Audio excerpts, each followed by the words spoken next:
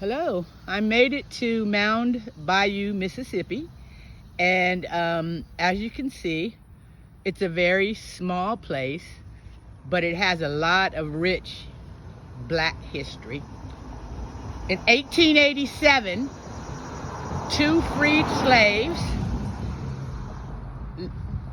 left where they were in Mississippi and founded this place that's called Mound Bayou. It is one of the first establishments by a black community. So here is a historical landmark. They got these markers here about the Mound Bayou Bank building in 1904, which was one of the earliest black-owned banks in Mississippi. It is now, as you can see, boarded up windows, but it's made of bricks. Everything in Mississippi is made of bricks. Where's that red clay? I guess Mississippi is popular for making bricks.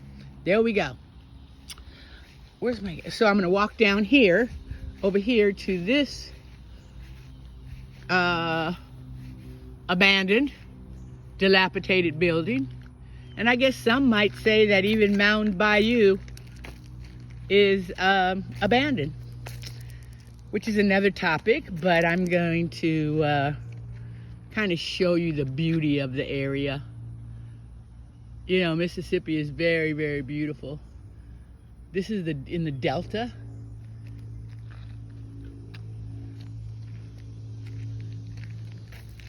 So you can see right there another historical landmarker.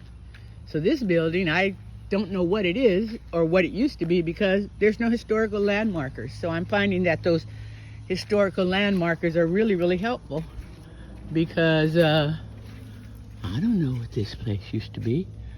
You know, if this was in any other state than Mississippi, it would be full of homeless people. They would have came and made their home up in here and been happy.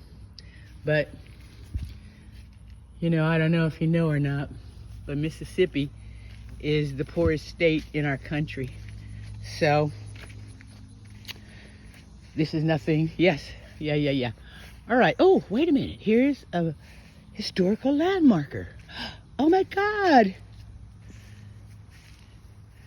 It's Newton Keys Hotel site, the first hotel built in the village of Mound Bayou.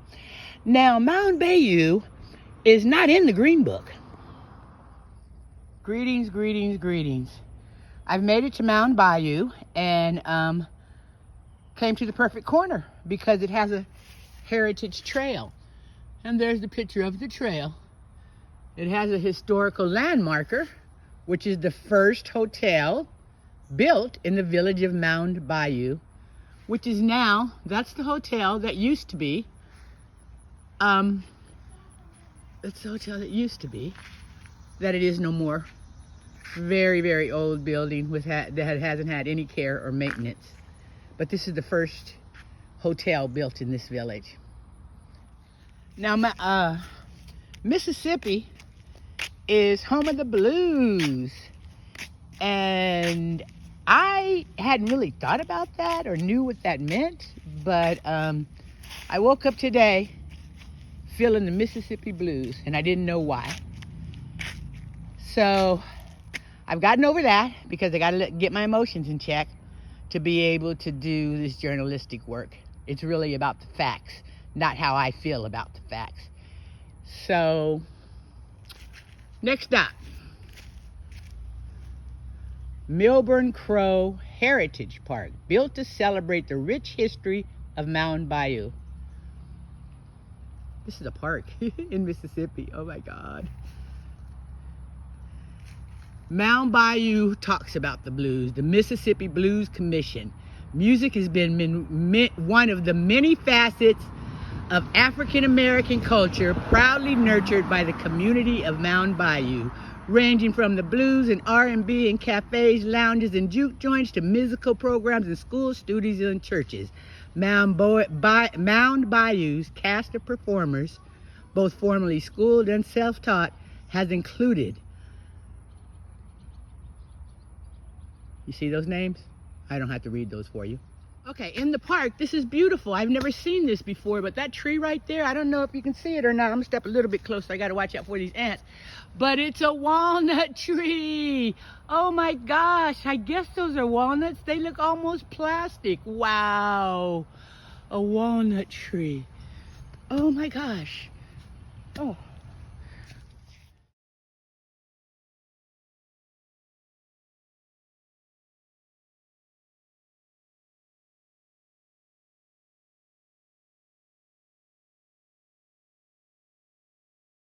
All right, I'm in Mound Bayou, the current Mound Bayou.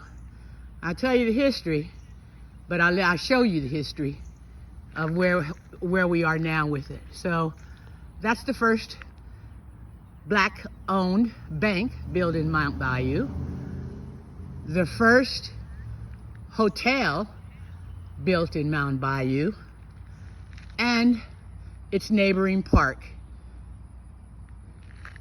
The streets, they don't look like concrete. I don't know what they're made of, but they're paved, at least. They're not dirt roads.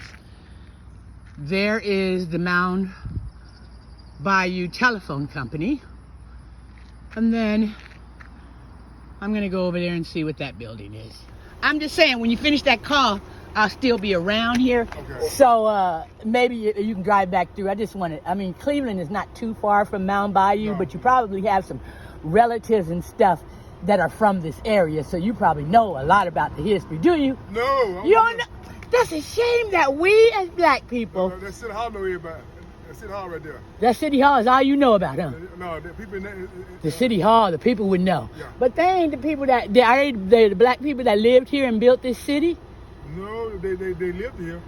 Yeah. But they moved to Cleveland. Then they moved to Cleveland, huh? That's where some jobs are, but there ain't that many jobs there. I came through there. And, you know, I blinked my eyes. But there's some jobs, there's some work. I'm trying to stay positive about this all, but that's all I'm doing out here. Okay, that's all. Okay. Yeah, so, you know, well, I'm harmless. Thank you, baby. Thank you. All right, officer. But, you know that right here, the building on front right here? The what? The building right there. That building, which one? On the right-hand side, the yellow one? On the main street right there. The main street? His name Reverend Johnson. Okay. He'll teach you everything. He got a museum and everything. You go there and take pictures and everything. Okay. And that yellow building right there you talking about? No, the building right here. The white one? By the telephone company? Yeah. Okay. Go in front of that building. Oh, okay, and I'll see the church there. Okay. You see the little church thing? Okay. His name Dale Johnson. Okay, all right, thank you. He know Thank you. everything. Good one. I'd rather go there than City Hall. Just saying. I'm just saying. All right, brother. I'm going to go a little bit further down Heritage Lane and kind of give you a general idea of what's in the city. Interesting. Come on.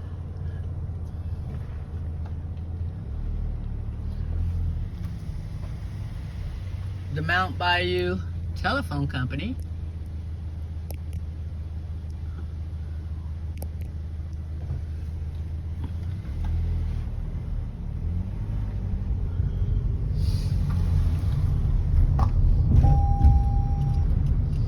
Another abandoned building. Another abandoned building.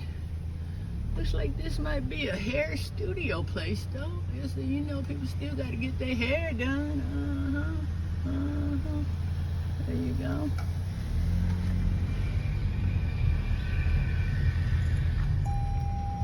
And then the laundry. Of course, people need clean clothes. I don't know what that plot is, nor do I see a historical marker, but there used to be something there, you can tell, that is now gone. Wow. A bank, a corporate bank, Southern Bancorp. They ain't got nothing else out here, but they got a bank. They got a place for us to put our money. Looks like that may have been a car wash, but it's abandoned. Well, it's pretty easy to drive in video. A lot less likely than I'm gonna walk all these miles, all this city, village, but it's easy to drive because ain't no cars out here that many, so we're in Mound Bayou, and here's elementary school.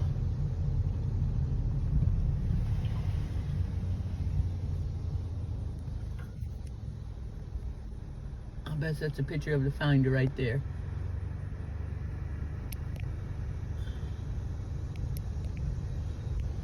Oh, sorry, lady.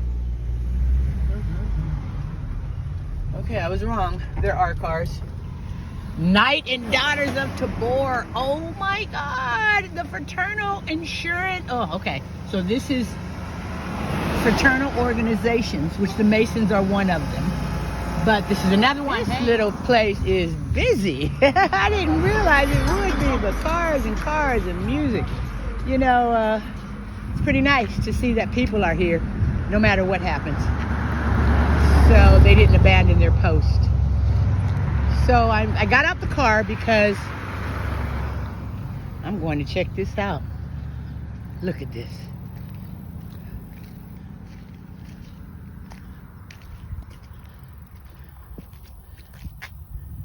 Look at that. Oh my God. Look at that. And then this is the building. Wow. I didn't realize that we were such associated with these organizations.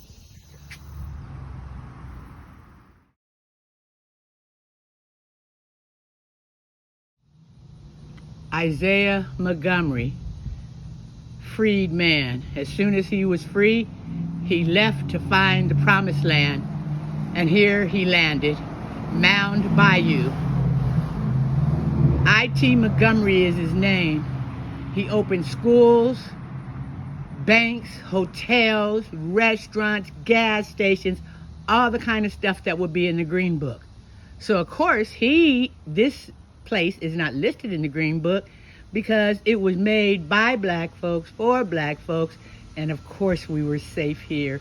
Any time of day or night, we could rest, eat, sleep, live if we wanted to, or keep moving on through Mississippi, going on to Louisiana, or going back the other way to Alabama. So this is some of the principles. This school is still operational, by the way. It's an elementary school. And they're teaching our kids to reach for the stars, not drugs. And here are some of the guiding principles that they teach the kids at this school. Cooperative, responsible, respectful, safe. We're safe. They're safe. See? Responsible, cooperative, safe. Safe is a big thing. Safety is a big thing for us. Be safe, y'all. In the central part of town, and now I'm going to head into the neighborhood.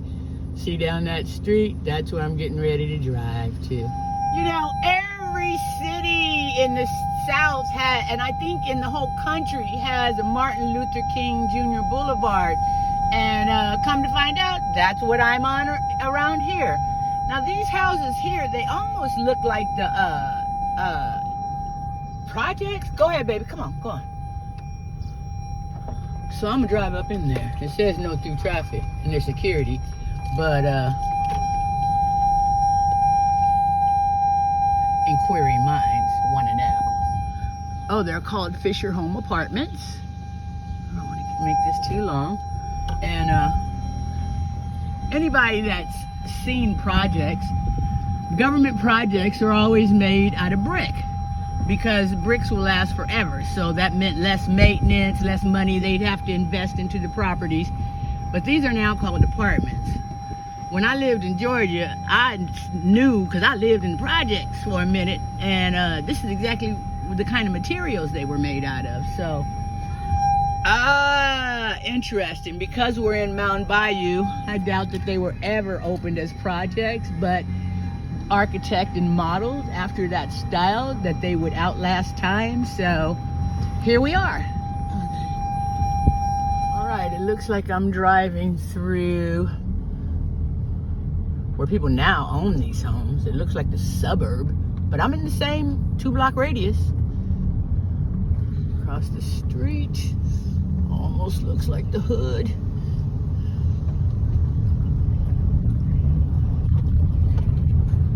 That's the kind of neighborhood that I'm driving through. See, I love it. Black folks sitting out, chilling,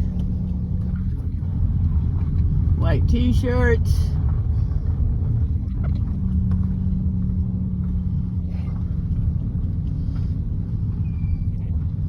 What he building?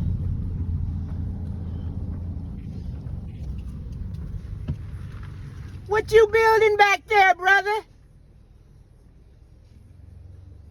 Nice. What you building? Those may just be the projects. You know, they probably were built way, way long ago. And you know, when the government comes into our cities, what happens?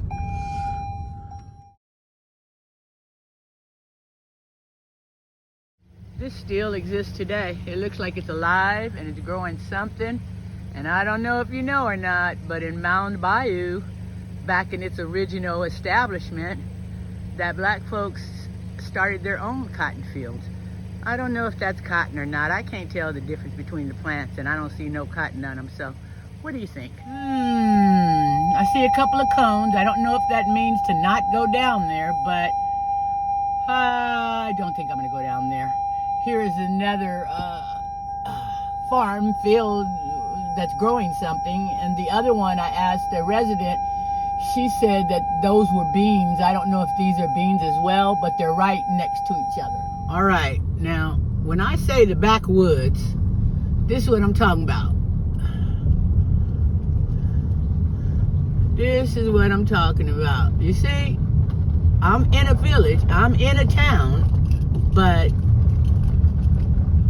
these are not really roads anymore, and I can't see past them trees.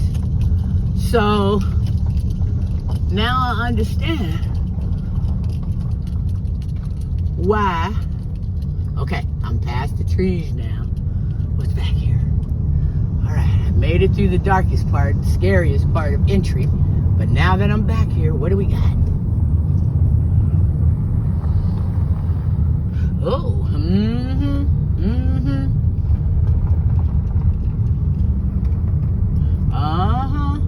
You know, people be hiding their little spots back up in the woods somewhere, especially the people that might have a little money. And here we are again, up, a dilapidated building. That might be Isaiah's old house. I found back up in here in the backwoods. That looks like a fire happened. Now, somebody important used to live here, but as you can see, no outside care, no care to the structure, and over time it will just deteriorate and fall to the ground because it's not made out of bricks. And there you have it, Mound Bayou's moneymaker. You know, before it looked like this when they first came to Mound Bayou. It was nothing but forest, just like the rest of America was. Just nothing but trees and rich grasslands. And that's what we have here. When the founders first came here, that's all it was. Mound Bayou never had plantation owners. They were freed men when they came to this place and built it.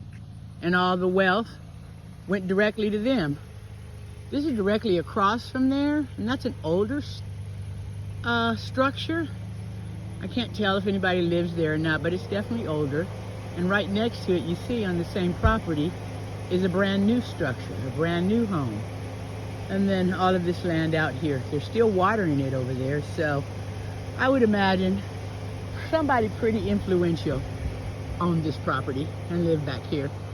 I'm not going to go way back there. There's a structure way down there, but and it's pretty big, but I'm not going way down there. Baseball field right on the other side of the projects. Big open land. But I'm here because look at this.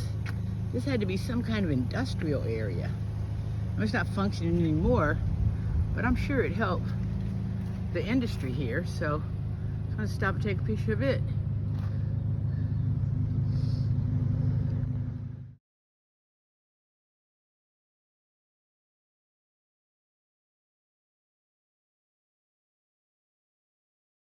Well, here's the local cemetery. I'm getting ready to drive up in here because I want to see if I can find the founder's grave, since I can't find his house. It looks like it's a drive-through cemetery, so. Okay, so it is a drive-through cemetery, but look at this here. Anybody know what this is? By now y'all ought to recognize these things. that means they're historical landmarks. I'm getting ready to get out and take a picture of it. And then walk over that little bridge, so. Okay, here it goes.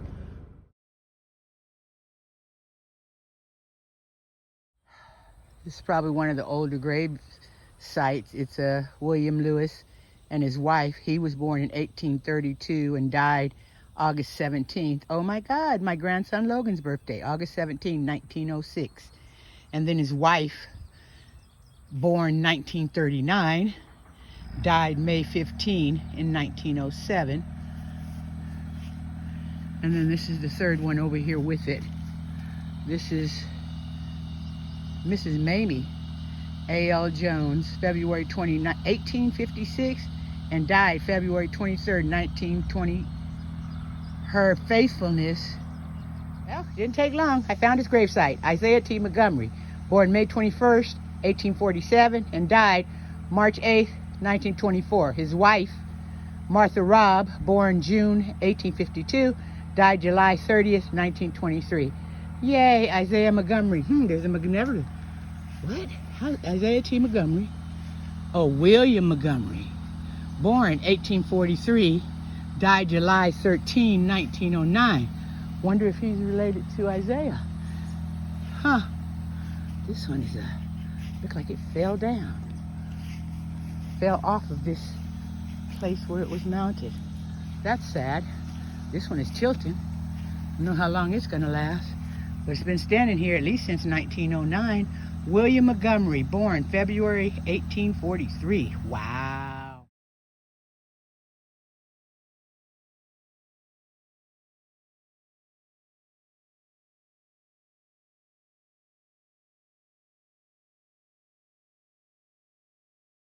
All right, even though I already found Isaiah's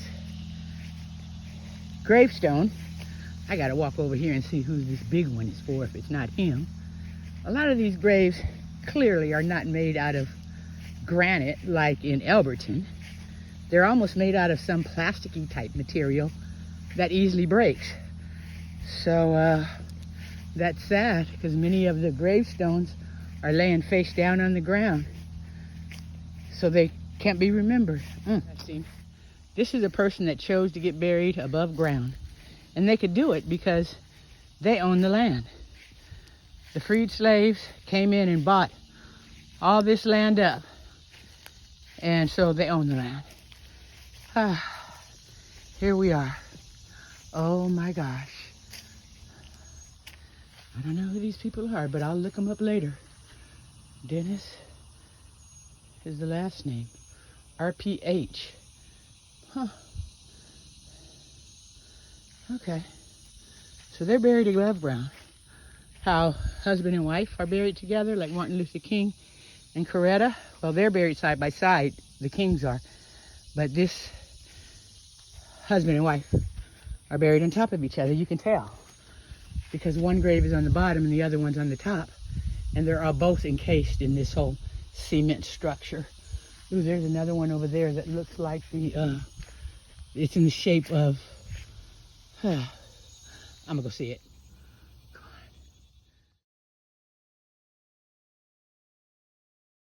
You know, the reason why I love to look at these gravestones, because they tell such a story. This particular one, Warren Fisher and Mary Fisher. It doesn't even say when they were born, but Mary died September 24th, 1900. And 3 months later, Warren died on December 25th, Christmas Day, 1900. He died because his heart was broken. And she wasn't there that Christmas Day. Interesting.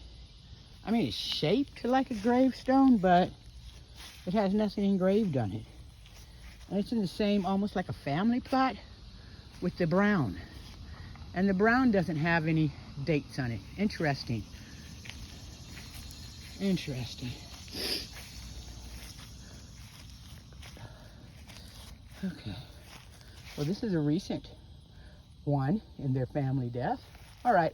Looks like they do have some writing on this one. I am at the local cemetery, and there's all kind of stories that were buried and that makes me sad. But there's still trees around here. Their resting place is beautiful. And you can kind of read some of the headstones to get an idea of some of the stories here. And just kind of look at what's going on in the area. So the mother is buried like that. And her husband is buried at rest like that. He was buried in May 1976. Looks like she was buried March 1977. Wow, she didn't live to be very old. 1925 to 1977. That's 52 years old. Ooh, and the one that I didn't think had any inscriptions on it. Maybe there's some kind of clue that I can use later. Fourshea. F-O-U-R-S-H-E-A. Ooh, and there's even some more. I mean, the print is faint, but it's there. We'll see. You know, black folks and their music, no matter where we settle in at, we gotta have a place to listen to our music and dance.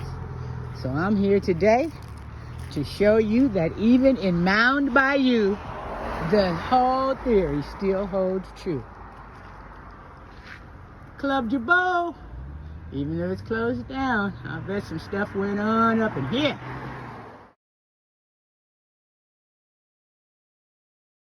All right, I might not have been able to find Isaiah's house, but this is his daughter's house. I mean, she doesn't live here anymore. But look, there's a fountain back there. Nice big 2-story house. Way back in the early 1900s, a nice yard, big shade tree. And it has a historical marker. Let me show you. There you go, the Booz home. Eugene P. and Mary C. Booz, daughter of co-founder Isaiah T. Montgomery. And it's got the Heritage Trail. It's on the Heritage Trail. Look what I found. Isaiah Montgomery's house. Wow. Big. Got some open land over there. His daughter's house is just a few doors down. And it says it's an endangered historic place. Ooh.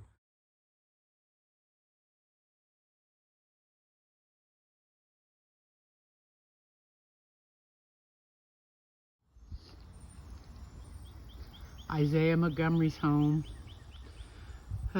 Rest in peace, brother. Job well done. I'm sure God greeted you at the gates of heaven, saying, well done, my good and faithful servant. Hallelujah.